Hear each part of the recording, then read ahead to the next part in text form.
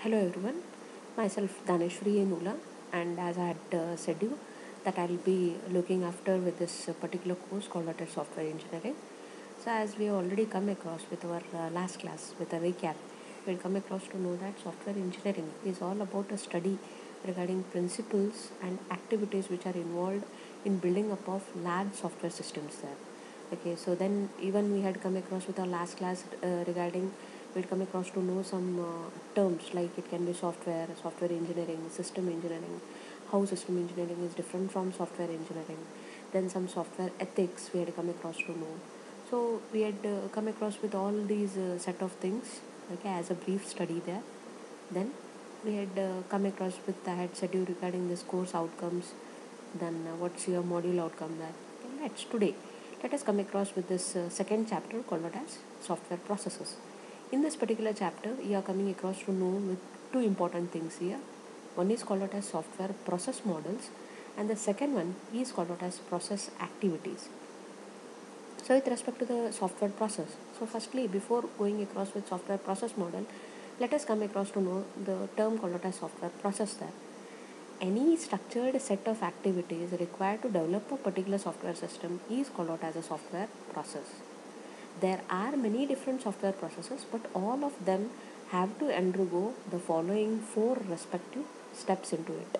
What are those? One is called out as specification, that is defining what your system has to do. Then what are the different uses requirements which are required there. So that is specification. The second one is design and implementation, where you are giving across with defining the organization of the system and implementing the same. And the third one is validation, that is checking whether are you going on the par of the specification whatever the customer had specified. And then the fourth one is evolution. Evolution is the stage when the system goes across with changes there. So whenever there is a change in a system and the response is given in the form of changing customer needs there. So ultimately that's a phase which we call it out as evolution.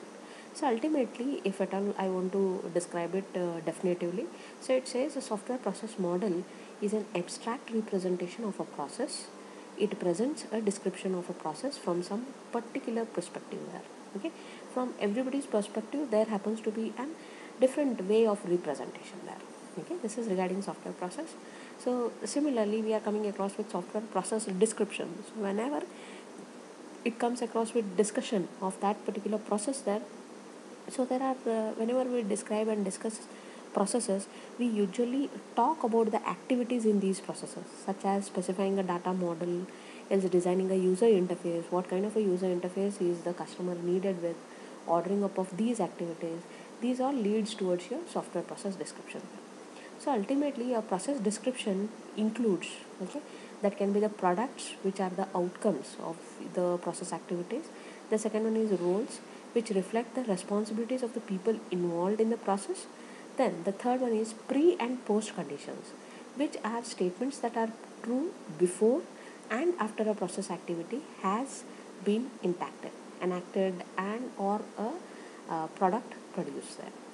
So let's come across that whenever I'm speaking about a process model or something, so always keep in mind there are two type of processes which comes into and focus there. So what are those? One is plan driven and the second one is agile processes.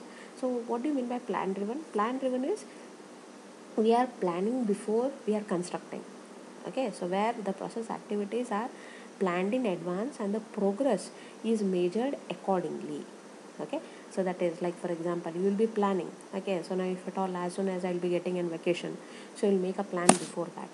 So it's the same way, plan driven process there. What is agile now?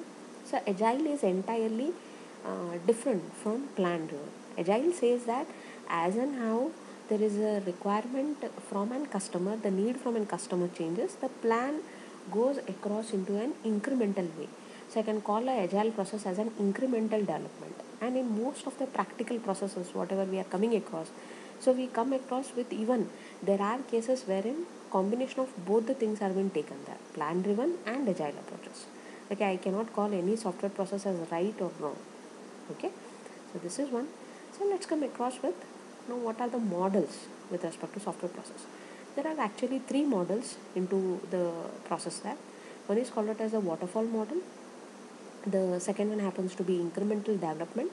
The third one is integration and configuration. Else, even we can call the same one with another term called out as Bohel's spiral model there. Okay. So with respect to your waterfall model, so what is this waterfall model? It's a plan-driven model, okay, wherein we have separate and distinct phases of specification and development. Okay. So wherein specification, development, and validation are interleaved. They are connected across with one another. Maybe plan-driven or else agile also in the nature. Okay. Whereas waterfall model is specifically a plan-driven. So integration and configuration is wherein we are looking across making use of existing configurable components already, and we make use of that and we use it. So here we can have an plan-driven or else an agile one. In practice, most of your large systems are developed using a process that incorporates elements from all of these models there. Okay. So let's come across, this is a waterfall model wherein I have my requirements definition.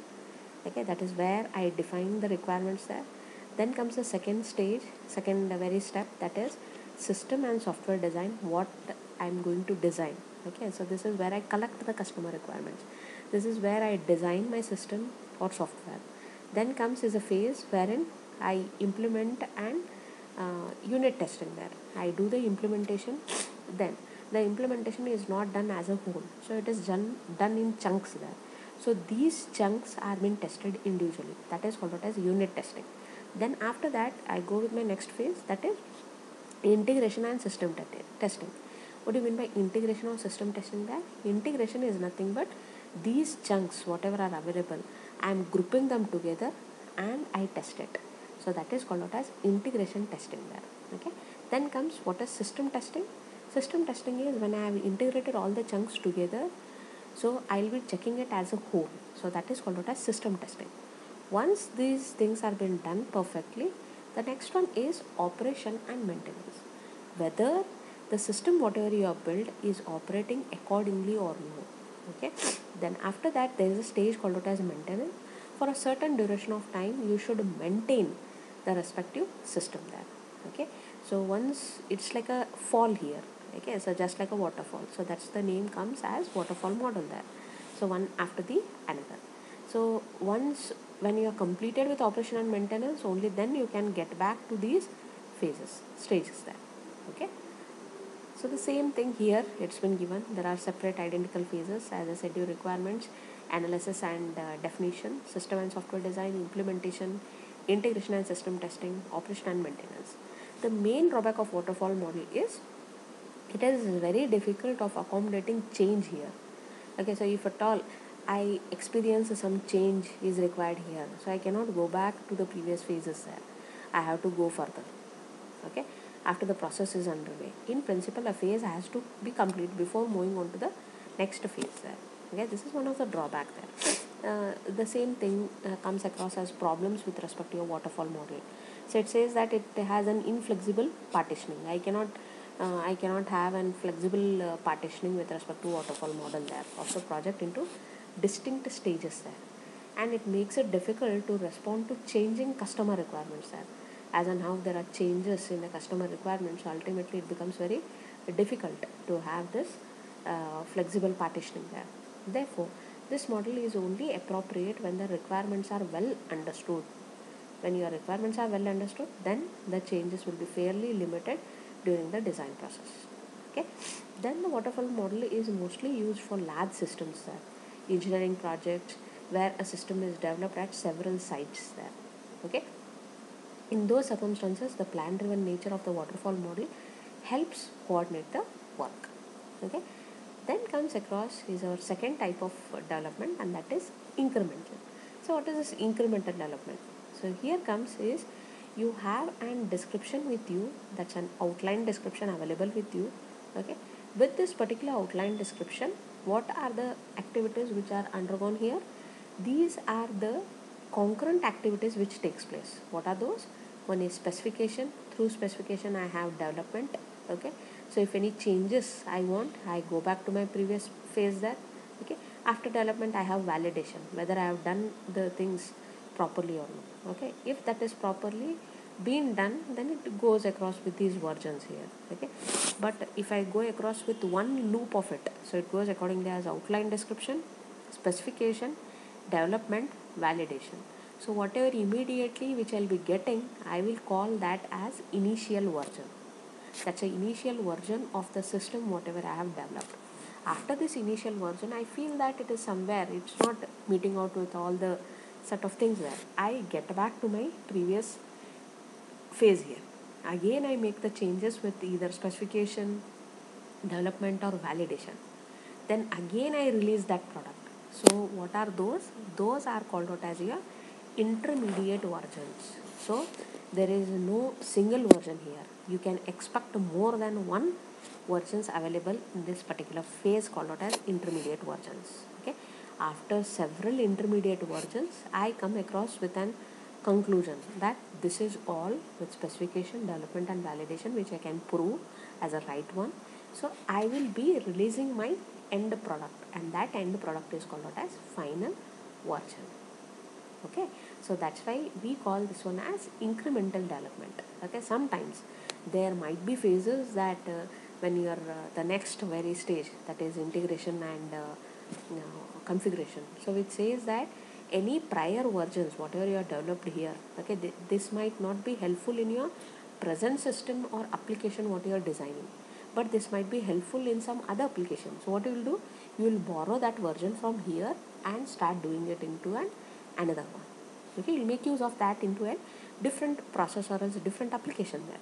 So that's why these versions whatever are developed, let it be initial or else let it be intermediate, both happens to be very helpful there. Okay, so this is with your final version. The same things are said here.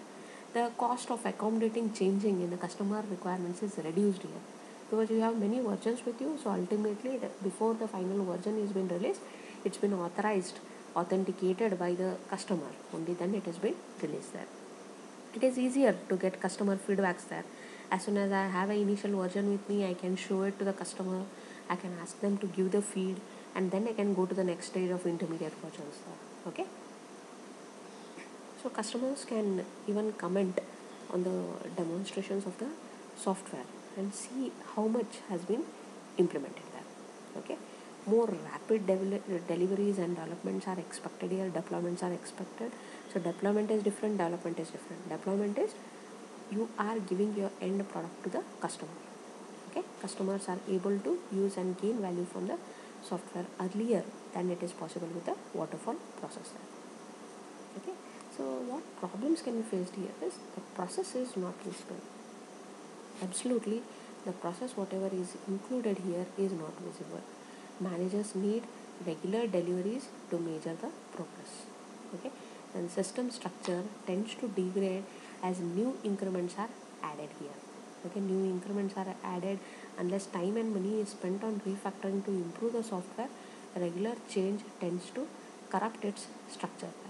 Incorporating further software changes becomes increasingly difficult and costly. Okay, fine. So this is with your second one, that is with as I had said you with incremental development. Then comes is your third one, that is Boehm's spiral model here. So Boehm's spiral model is goes according to 4 steps here. Determine the objectives. Okay, you can just come across here. Concept of requirements. Okay, this is requirements plan. Requirements. This is my first prototype. Prototype is nothing but just giving a general definitions there. Okay, requirements plan I have. Okay, then what do? I complete this first spiral through determining the objectives. Progress goes accordingly. You identify and resolve the risks. Then you come across with your development and test here. Then plan for the next iteration. You review. Reviews go on spiraling with prototype 1, 2, so on. Okay, you have with requirements plan. Okay, you have development plan. You have test plans. Okay, you have verification and validation there. Okay, the requirements as a first prototype. With your second prototype will be a draft one, and the third prototype will be a detailed design, code, integration, test, and implementation. Okay, then ultimately we release that particular product. Okay, even if that release also, it is the plan towards the next iteration. Okay, so with respect to Bohem spiral model, as I said, it is divided into 4. Objective setting is nothing but specific objectives for that phase of the project are defined here. Constraints on the process and product are identified, as I said to you just now. Project risks are identified. Okay, it's a self-explanatory, you can just go through.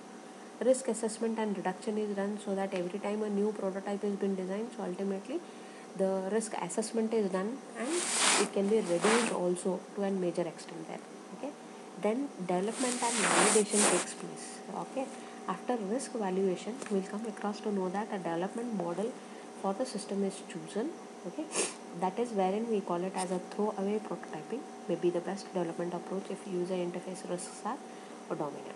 Okay, and fourth one happens to be planning. The project is reviewed and the decision made whether to continue with the further loop of the spiral or not. If it is decided to continue, plans are drawn up to the next phase of the project. Okay, then comes across is what are those were the three software process models there. Then let us come across with process stages. Okay, with respect to process stages, these are your stages there: requirement specification, software discovery and evaluation, requirements refinement, application system configuration, component adaptation and integration. Okay, so advantages and disadvantages with this are reduce costs and risks. Okay, as we will be having less software is developed from the scratch work will be done with a lesser one. Then faster delivery and deployment of the system is observed here. Okay, but requirements compromises are inevitable. Okay, so system may not meet real needs of the user there. Okay, loss of control over evolution of reused system elements. And then comes is your process activities. With the process activities, okay, I can specify it into 4 basic process activities there. Okay, why these are required? Ultimately to reach our goal of software development there. Okay, what are those 4 process activities? Just now I said it: specification, development, validation, evolution. Okay, the same thing is given here. Okay, in that the very first one comes across with your requirements engineering process. Okay, what we do with our very first stage, that is with your specification there, that is collection of requirements there. Okay, wherein requirement elicitation and analysis is taken care. Okay, then requirement specification is taken. So once we come across with this requirement specification, we feel that again and requirement elicitation and analysis is required. So after the specification, we go to the next one. We see that whether those are valid or what. Okay, once the requirements validation takes place, what I have with me, I'll be calling it as requirements document. Okay, when whatever output which I'll be getting across by requirement specification, these are nothing but user and system requirements. Okay, and these requirements elicitation and analysis will help me to describe my system in a better way, and that will indeed help me in requirements document to be formed. Okay, this is how the specification takes place. That is, in other way I can call it out as a requirements engineering process. Okay, software specification, that is requirements engineering process. So elicitation and analysis is nothing but what do the system stakeholders require and expect from the system. Okay, what are you expecting as a stakeholder? The requirement specification will let you know, defining the requirements in detail. Requirement validation, checking the validity of the requirements. Okay, design and implementation is the process of converting the system specification into an executable system. Then comes software design. Design a software structure that realizes the specification. Then comes implementation. Translate this structure into an executable program. Okay, now whatever I have designed here with the software structure, I will be implementing it. Okay, so that is into executable program. The activities of design and implementation are closely related and may be interlinked. Okay, general model of a design process. Okay, you can just come across. These are my design inputs. What are the inputs for the design? There can be platform information, requirement specification, and data description. All of them will help you in design inputs. There platform information is on what platform will it be working. Okay, will it be working on Windows, will it be working on different kinds of operating systems. So I'll be specifying requirement specification, as I said you, what system one will be doing. Okay, so that you are specifying the data description, how the data is being abstracted and what kind of data is being used. These acts as input. Then here you have a major stage that is called out as design activities. What are the activities which are expected there? You do an architectural design, you go across with an interface design, you have a component design there, and in all these will lead towards the database what has to be created, and the database design is being abbreviated there. Architectural design is a rough sketch, interfaces wherein what type of user interface is required. Component design is individually how many chunks are required, modules are required for that particular worker, and these all will let you know with what database relations are being required there. And then design outputs there.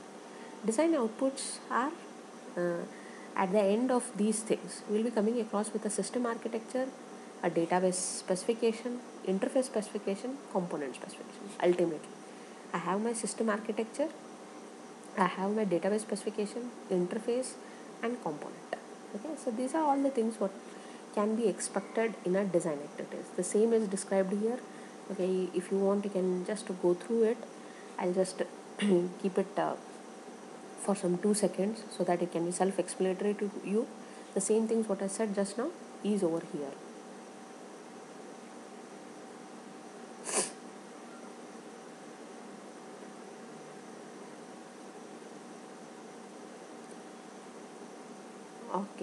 Okay, shall I go further?